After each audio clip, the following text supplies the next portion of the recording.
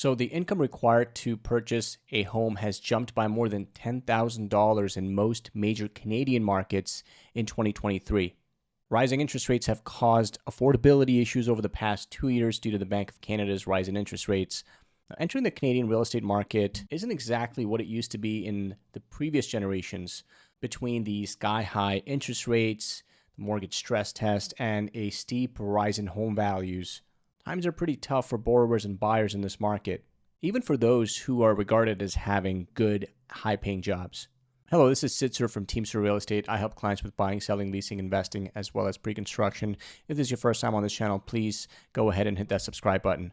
So a new report from ratehub.ca outlines how affordability has gotten worse in Canada in 2023. I mean, it's no surprise affordability was already an issue over the past few years with the rise in interest rates and the stress tests and sky-high prices, but things are starting to get worse before they even start to look better.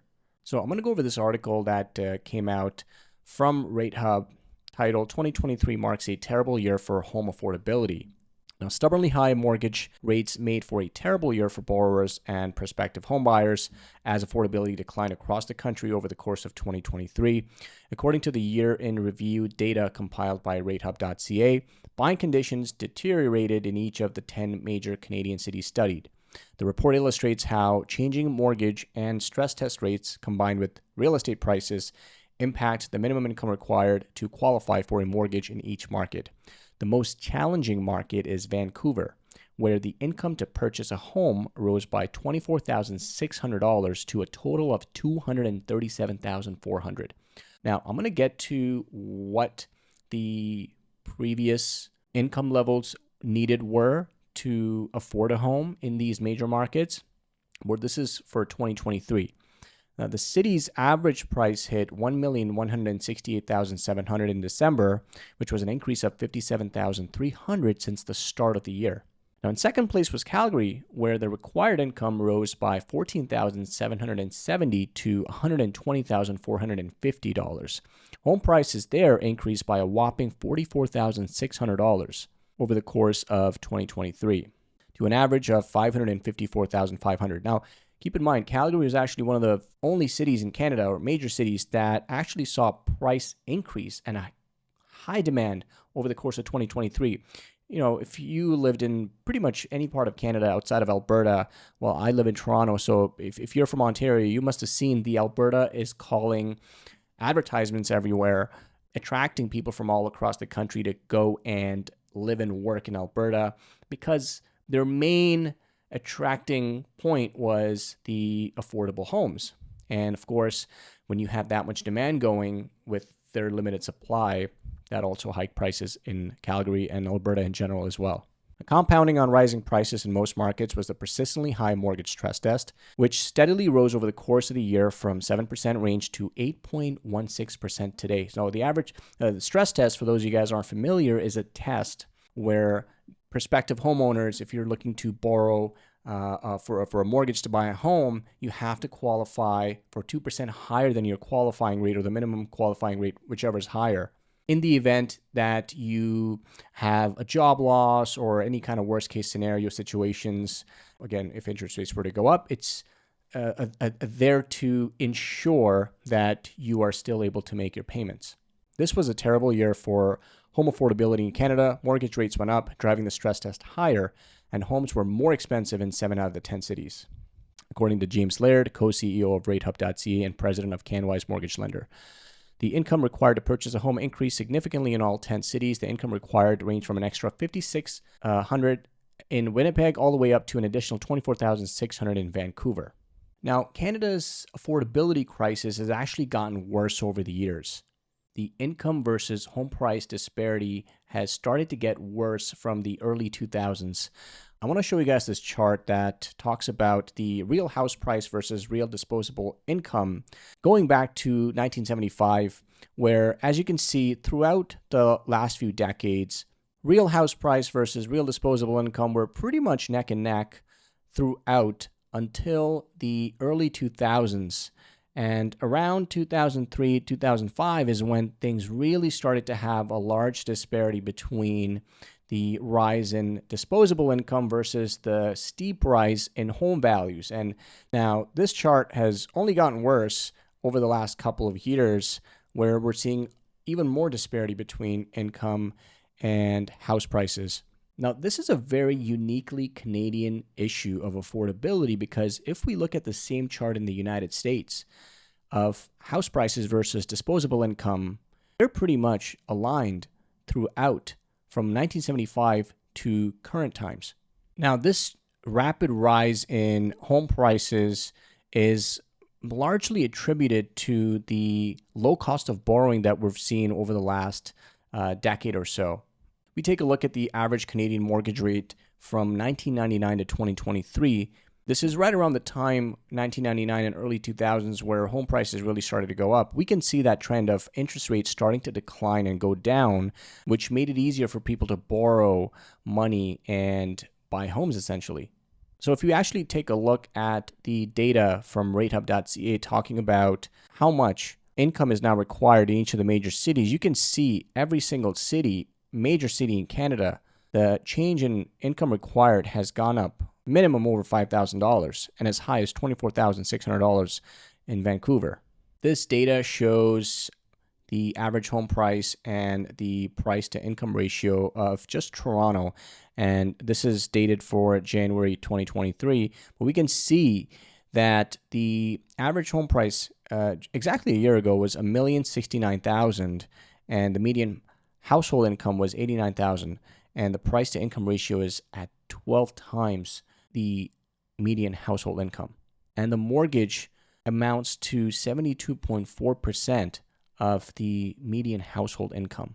And if we look at the rest of Canada, this is a chart I found from Global News from about a year ago, and shows you how many times the average household income it takes to buy an average home in Canada, that you can see starting from the 80s, where took about 3 times your income to buy the average home, to as high as 7 times now in Canada on average. And this stat only gets worse when you look at some of the major markets like Toronto, Vancouver, Montreal, Calgary. Now, that data is obviously a couple years old, but now the data that I found as of January of 2023, it's obviously gotten worse, where the price to income ratio on average across Canada is 8 times. Now, as I was looking at the price to income ratios and looking at the data, I came across this article from 2015 from the Financial Post, which really gave me a blast from the past feel, because we thought housing was unhinged now. People have been thinking housing was unhinged even 8-9 years ago, because this article talks about how things were at that time, and they were comparing it to the 80s. And so in that article, I found this chart that talked about the unaffordability issues in 2015, which is very interesting, because if you look at the average home price in Toronto at that time, it was $566,000. Now, that sounds very affordable now, but again, perspective is everything, because at that time, people thought the prices were unhinged, and prices have now doubled since 2015. But what's interesting is a point that I'll get to at the end to tie it all together. But if you look at the monthly mortgage payment to income ratio at that time in 2015 was only 39%, compared to 74% that we're seeing for Toronto right now.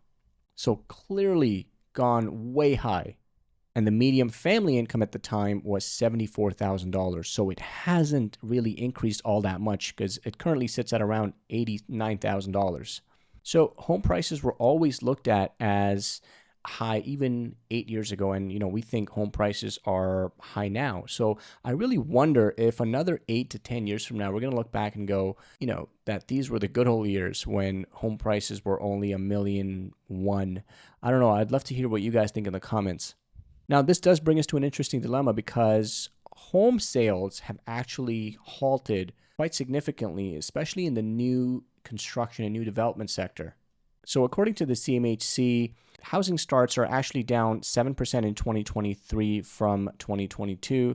Nationally, the 2023 housing starts were down 7% in centers of 10,000 population and over, with 223,513 units recorded compared to 240,590 in 2022, according to CMHC.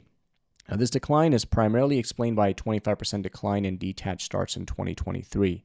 Obviously, we're seeing similar trends even in the condo space where condo sales are also, we're looking at a 10-year low. So what this means is that if people aren't buying new homes, that means construction and housing starts are not taking place. And if construction and housing starts aren't taking place, well, then we're not going to have new inventory in the future. And that's going to pose a bigger problem than we are in right now, because we know the demand is still there. People are still wanting to buy homes, but we're having a supply issue at this time. Now, the Bank of Canada did decide to do a rate hold in their January 24th interest rate announcement, which brought some relief to a lot of buyers and sellers. Buyers are starting to show a little bit more confidence into the market and coming back out, and it'll be interesting to see what the Bank of Canada does at their next rate announcement in March, because that will really trigger more confidence if they do decide to do a rate hold and if they do decide to do a rate cut, which I think March may be too early, but even a rate pause will trigger a lot more buyers to start going out and have possibly a busy spring market in real estate.